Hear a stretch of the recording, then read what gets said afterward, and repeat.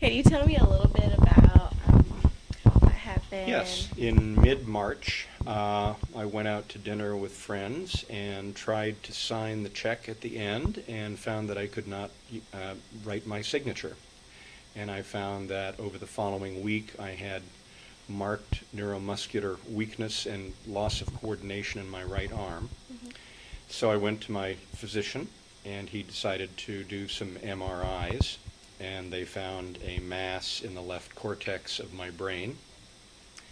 I went to the neurosurgeon and discussed in detail what he thought was going on, and the initial probabilities, in fact quite high probabilities given the appearance of the mass, Hmm. was that it was some form of cancer. Either it was a metastasized tumor from elsewhere in the body, or it was a tumor of the brain itself, neither of which were terribly encouraging.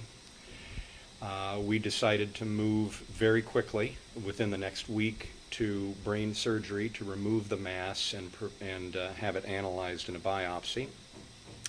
And so for a period of a couple of weeks, I was rather nervous about the prospect of an early demise. Hmm. Fortunately, the biopsy that came back, and it required a full week after surgery because it was an unusual looking mass, came back with a very good diagnosis. It was instead acute inflammatory demyelinating disease, which is associated with the multiple sclerosis family of diseases where the nerve tissues lose the myelin sheath that covers them Okay. and interferes with proper nerve functions. But unlike MS, which my brother has, by the way, that works all the way up and down the spinal column, debilitating the entire body. In this case, it was only one small segment of the brain, and therefore only one arm was being impeded. And with the removal of that, I'm hopeful that there won't be any major problems of any kind. Although I'll be seeing the MS specialist doctors next week and find out what they have to say about what lies ahead.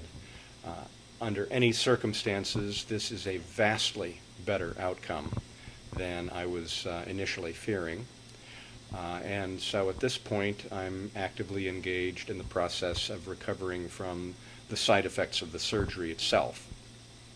And that actually is rather significant because at the outset I was completely paralyzed in my right leg and my right arm. Okay. So now I'm undergoing extensive and intensive physical and occupational therapy to try to recover strength and coordination of both the arm and the leg. Fortunately, I've been progressing rather well. I can move my arm, although I've got very serious weakness and have difficulty doing things like using my computer keyboard. But even the fact that I'm using my computer keyboard now is, in my view, a rather remarkable recovery.